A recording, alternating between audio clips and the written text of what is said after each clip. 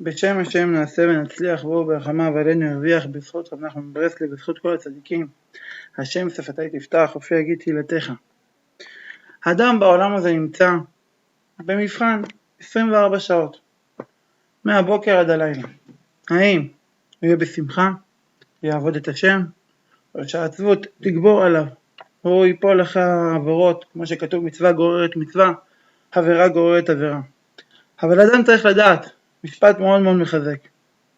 כתוב בספר עצות המבוארות, צריך לדעת שהשם יתברך מתפאר אפילו עם הגרוע שבישראל. היינו שיש להשם יתברך כביכול קורת רוח, נחת ותענוג מהנקודות הטובות המצויות, אפילו בגרוע שבגרועים, ואפילו בפושעי ישראל, כל עוד ששם ישראל נקרא עליו. עוד מצויה בו נקודה אשר בה מתפאר השם יתברך. היינו, אפילו אם אותו חוטא נפל לחטאים רבים ולעוונות מחמת רחוקו מן האמת, שבגלל זה הוא נקרא מכונה פושעי ישראל. אף על פי כן, אם אוחז עצמו בנקודות טובות, היינו ציצית, תפילין, שבת, נטילת ידיים, ברכות וכן נקודות טובות נוספות של היהדות, הוא אהוב להשם יתברך, והשם יתברך מתפאר בו. לכן אסור אף פעם להתייאש מלשוב אל השם יתברך. כי גם אם האדם נפל לחטאים ועוונות רבים, עליו לדעת כי אינו מאוס לפניו חס ושלום, הקדוש ברוך הוא אוהב אותו, ואהבתו יתברך אינה מנועה ממנו, וגם אם לפני מעתה להשם יתברך, אז הוא חשוב וחביב אצלו. כביכול כמובן בלקוטי ההלכות, על כן צריך האדם לדעת, כי הדרך לשוב פתוחה תמיד, כי השם יתברך יודע את הקושי של מלחמת היצר, ויודע עד מה קשה להכניע את התאוות ואהב לעולם הזה. הקדוש ברוך הוא יודע את היצרה שלנו, שיש לנו פה בדור, לשמור את העיניים, לשמור את המחשבה, ללמוד תורה, כל הטרדות האלה. הקדוש ברוך הוא יודע, הוא יודע כמה שיש לנו ניסיונות, ובפרט כמה קשה להכניע את ניסיון הגאות והכבוד המדומה, שזה עיקר העבודה, כמובן בליקוטי מוהר"ן חלק א' סימן ו' בתורה קרא את ישוע, שעיקר התשובה והעבודה הוא להכניע את הגאות ואת הכבוד המדומה, והעבודה זו קשה יותר מכל העבודות. ככל שהאדם רחוק מן האמת יותר, כן, קשה לו יותר להכניע את התאוות ואת הגאות. על כן, כאשר הוא מתעורר לשוב אל השם יתברך, אפילו מן הדרגה הנמוכה ביותר, אז חשוב הוא מאוד אצלו יתברך, ועיקר ההתעוררות לשוב אל השם יתברך נובע מן ההתחברות עם אנשי אמת, היינו עם אנשים המקורבים על צדיקי האמת, בלי שום שקר ומנהגים ביהדות בכלל, ובפרטיות בכל מידה טובה בצנעה, בלי רעש, בלי פרסום, ויכולים למצוא נקודות טובות אפילו באדם הגרוע ביותר, רק באופן שעל ידי זה יעוררו אותו ליראת השם כמבואר בתורה. אז אמרה לאלוקי בעודי, כי אם דנים את האדם לכף זכות באופן שאינו ראוי, אז מזיק הוא מאוד. אנחנו לומדים מפה כמה שאדם צריך בחיים לא להתייאש, תמיד לקרוא להשם יתברך, ולהגיד לבורא עולם אבא שבשמיים, כמה שאדם חטא וכמה שאדם ניסה וכמה שאדם נפל, לא להתייאש מה שעבר עליו. תמיד הקדוש ברוך הוא אוהב אותו, תמיד הקדוש ברוך הוא מצפה לו. הזכרנו את זה הרבה פעמים.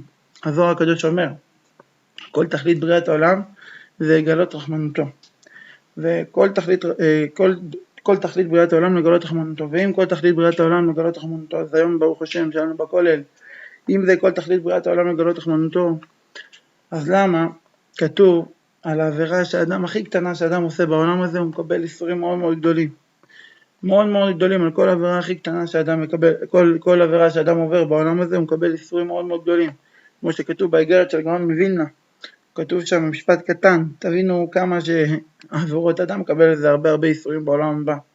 ואי אפשר, אומר פה הגאון מווילנה, אי אפשר לשער גודל האיסורים והצרות שסובל בשביל דיבור אחד, ולא נאבד אפילו דיבור אחד שלא נכתב וכו'. זה האיגרת שלו, ממשיך שם ומדבר הרבה. הוא מדבר שגם על העניין של האיסור לשון הרע, כמה שאיסורים אדם מקבל על העוון של לשון הרע, כמה שזה חמור וכמה שצריך להתרחק מזה. אז אני אומר, השאלה היא כזאת, אם הקדוש ברוך הוא כל כך אוהב את האדם, הוא ברא את העולם הזה בשביל להטיב לנו, אז אם הוא ברא את העולם הזה בשביל להטיב לנו, אז למה יש אופציה שהאדם יקבל המון איסורים? למה לכאורה הקדוש ברוך הוא יכול לברוא את העולם, שיהיה שכר עצום, ואיסורים קצת, מי שחטא כנגד בורא עולם מקבל קצת איסורים. למה הקדוש ברוך הוא עשה שמי שעובד את השם ובאמת משתדל לעשות מה שהקדוש ברוך הוא מצווה ממנו, שומר את העיניים, לומד תורה, מתפלל, עושה מה שהקדוש ברוך הוא מצווה הכל, מקבל שכר עצום, בפרט על כל דקה שאדם לומד תורה. חפץ חיים, הזכרנו את זה הרבה פעמים, חפץ חיים אומר שבדקה שאדם לומד תורה, אדם אומר 200 מילים, וכל מילה שקולה כנגד תרי"ג מצוות, יוצא לו שאדם מדבר בדקה 126,600 מצוות, בדקה יש לאדם מלאכים ככה זכויות, כל מילה ומילה שאדם מדבר, כמה שכר עצום יש לו. אז בפרט שאדם לומד תורה יש לו שכר עצום. אז אותו דבר גם מתי שאדם, במקום שידבר דברי תורה, הוא מדבר לשון הרע, מדבר זה, גם העבירה כנגד זה. אז לכאורה אם הקדוש ברוך הוא כל כך אוהב אותנו, אז על המצווה יביא לנו שכר עצום, אבל אם אדם עושה עבירה יקבל קצת עונש. למה לכאורה המצווה והשכר הם שווים? אז היום ברוך השם שאלתי כמה אברכים פה בכולל, כל אחד אמר ברוך השם את התשובה, ועשה, התיישב ככה פחות או יותר, לא כל כך ישב לי על ליבי. הלכתי לשאול את הרב גולנגי הצדיק, והוא אמר לי דבר כזה, אם אדם עכשיו אומרים לו יש חבל מפה לשם, נגיד קילומטר מרחק, והאדם עכשיו אומרים לו תעבור את החבל הזה, והמרחק בוא נגיד מהגובה לא כל כך גדול, הגובה זה מטר, ויש לך עוד אופציה, יש לך אופציה לעבור חבל שמרחק יותר גבוה, וגם אותו דבר לעבור עליו, לעבור ממקום למקום. איפה האדם יותר רגיש סיפוק שהוא עובר? על המרחק הנמוך או על המרחק הגבוה?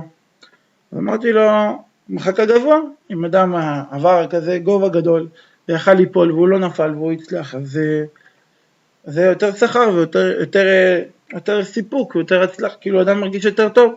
אז אמר לי אותו דבר. הקדוש ברוך הוא רוצה שהאדם בעולם הזה יחטוף תורה ומצוות, והוא לא רוצה חס וחלילה הקדוש ברוך הוא שהאדם יפסיד את זה.